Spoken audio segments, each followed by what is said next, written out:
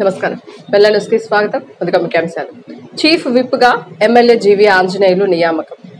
టిట్కా ఇళ్లు సత్వరమే పూర్తి చేసి లబ్ధిదారులకు అందజేయాలి.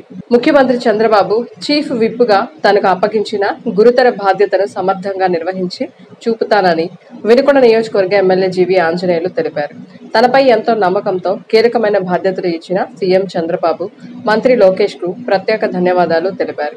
చీఫ్ విప్ గా అసెంబ్లీ సజావుగా సాగేందుకు నా బాధ్యతలు నిర్వర్తిస్తా అని, ఈ పదవి ద్వారా కష్టపడే వారికి తెలుగుదేశం పార్టీలో ఎప్పుడు గుర్తింపు ఉంటుందని మరోసారి రుజువైందని సంతోషం వ్యక్తం చేశారు.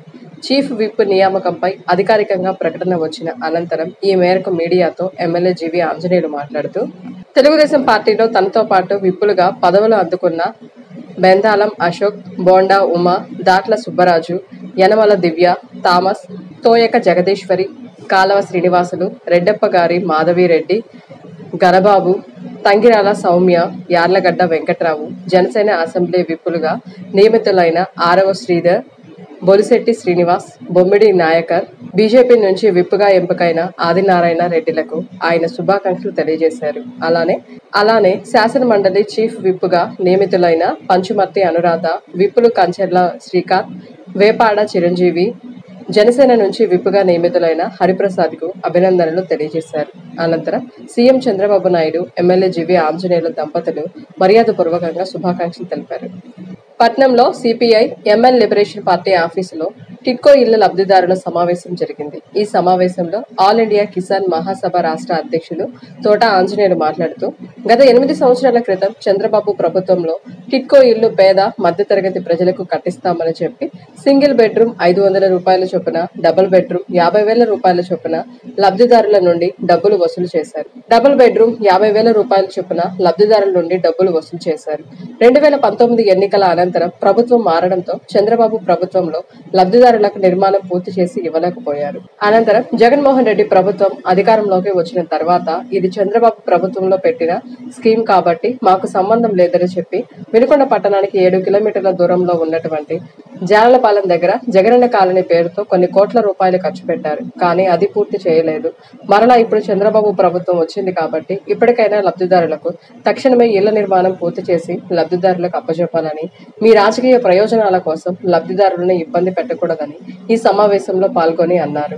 గతంలో చంద్రబాబు నాయుడు గారి ప్రభుత్వంలో పెద్ద ఎత్తున ఈ రాష్ట్రంలో టిట్కో ఇల్లు పేద మధ్యతరగతి ప్రజలకు మేము టిట్కో ఇల్లు కట్టిస్తామని చెప్పి బడ్జెట్లో కోట్ల రూపాయలు కేటాయించి అన్ని ప్రాంతాల్లోనూ మొదలుపెట్టడం జరిగింది. అయితే అవి ఒక సగం వరకే పని జరిగినాయి. అనేక రాష్ట్రాలు, అనేక జిల్లాల్లో టిట్కో ఇల్లు ఈ రోజు కూడా పూర్తి కాలేదు. కొద్దిమంది ప్రజలు అడిగే చోట, ప్రజలు ఆందోళన చేసిన చోట, ప్రజలు ప్రశ్నించే ఉన్నటువంటి వాళ్ళ చోట అక్కడ మాత్రమే టిట్కో ఇల్లు వాళ్ళకి అప్పచెప్పడం జరిగింది.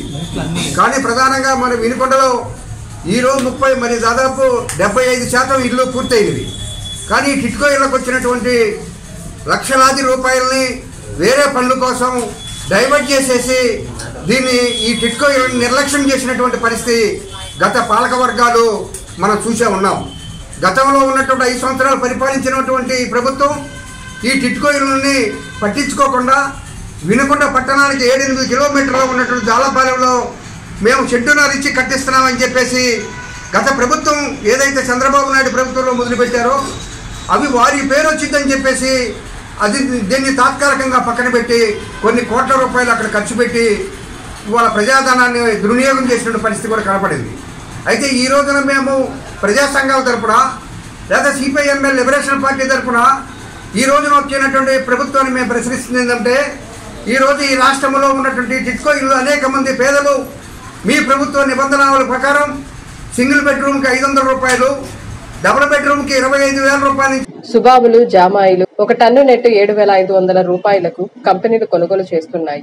ఫారెస్ట్ లో పెంచిన జామాయిలను ఈ యాలం ద్వారా తక్కువ ధరకు అమ్మకుండా చూడాలని పల్నాడు జిల్లా ఫారెస్ట్ అధికారికి వినతి పత్రం ద్వారా ఆంధ్రప్రదేశ్ రైతు సంఘం పల్నాడు జిల్లా ప్రధాన కార్యదర్శి ఉలవలపూడి రాము తెలియజేశారు. రాష్ట్రంలో సుబాబులు, జామాయిలు రైతులు అనేక ఒడిదుడుకులను ఎదుర్కొని ఎన్నో పోరాటాలు చేసి ఇప్పుడిప్పుడే తన ఆశించిన రేటు ఒక టన్నుకు 7,500 రూపాయలు ఖర్చులన్నీ పోయినాయి. 7,500 రూపాయలు ఇచ్చి రైతుల వద్ద కంపెనీలు కొనుగోలు చేస్తున్నా అని, దయచేసి ఈ యాలం ద్వారా కంపెనీల తక్కువ ధరకు ఈ యాలం ద్వారా పాడినట్టే అయితే రైతులకు కోలుకోలేని దెబ్బ పడుతుందన్నారు. ఒక్క మన జిల్లాలోనే 60,000 మెట్రిక్ టన్నుల జామాయిలు ఉంది అంటే రాష్ట్రమంతా లక్షల టన్నుల జామాయిలు ఫారెస్ట్ ప్లాంట్ల ద్వారా పెంచి ఈ యాలం ద్వారా అమ్మకానికి పెట్టారని, కంపెనీలు ఈ కలపంతా తక్కువ ధరకు కొనుగోలు చేస్తే సుబాబు జామాయిలు రైతుల వద్ద కొన్నేళ్ల పాటు కొనేవాళ్లు ఉండరని, దాని ద్వారా రైతులకు తీవ్ర ఆర్థిక ఇబ్బంది కలుగుతుందన్నారు.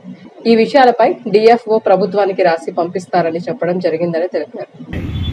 ఈ యాలం ద్వారా మన పల్నాడు జిల్లాలో 58,000 మెట్రిక్ టన్నుల జామాయిలను ఫారెస్ట్లో వన సంరక్షణ సమితి ప్లాంట్ ద్వారా పెంచి వాటిని ఏలానికి ఇవ్వడం జరిగింది.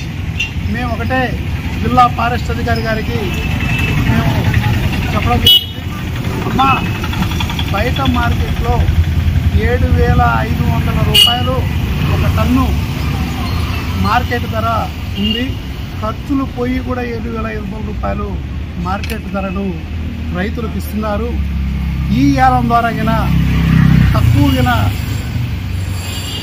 పాడితే దాని ద్వారా సుబాబులు జామాయిల రైతులకు నష్టం జరిగే అవకాశం ఉంది కనుక 7,500 రూపాయలు తగ్గకుండా రేటు చూడాలని మేము ఇవాళ పల్నాడు జిల్లా డిఎఫ్ఓ గారికి వినతి పత్రం ఇవ్వడం జరిగింది. ఎందుకంటే తక్కువగా పోయినట్టయితే సుబాబులు జామాయిల రైతుల దగ్గర నుంచి పేపర్ కంపెనీ వాళ్ళు ఈ సరుకును కొనరు. ఎందుకంటే వాళ్ళకి కావాల్సినంత లక్షలాది టన్నుల సరుకుని మన ఒక్క రాష్ట్రంలోనే యాలం ద్వారా వస్తుంది కాబట్టి రైతుల దగ్గర నుంచి కొనే అవకాశం ఉండదు.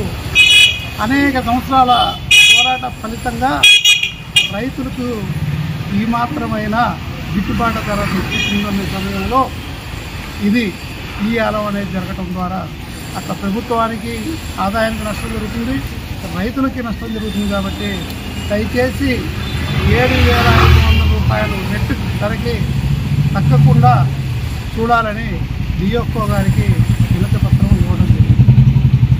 ఇద్దరితో వెళ్ళాను సమాప్తం. తిరిగి రేపటి వెళ్ళానిలో కలుసుకుందాం. నమస్కారం.